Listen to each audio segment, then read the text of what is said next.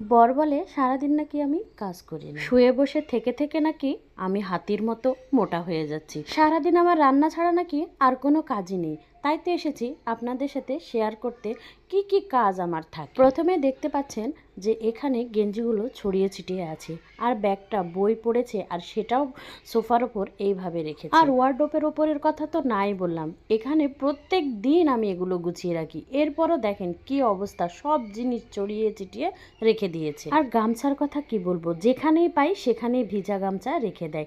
আর দেখেন লুঙ্গিটা কোথায় রোদে দিয়েছে। কি হতো এটা যদি একটু ছাদে দিয়ে আসতো। এইদিকে আরেকটা গেঞ্জি বিছানার ওপরে রেখে দিয়েছে, এটা অবশ্যই রেখে দিয়েছে আমার ছোট্ট মেয়ে। এখানে দেখেন বিছানাও কত এলোমেলো, এই পাশে আবার সোফায় বালিশ রেখে দিছে। এইভাবে ছড়িয়ে ছিটিয়ে রাখবে আর নাকি বলা যাবে না, বললেই বউয়ের দোষ। আর এইদিকে আমার ছেলের কাপড়, এখানে এক বালতি কাপড়, এগুলো সবগুলোই আজকে আমাকে কাজ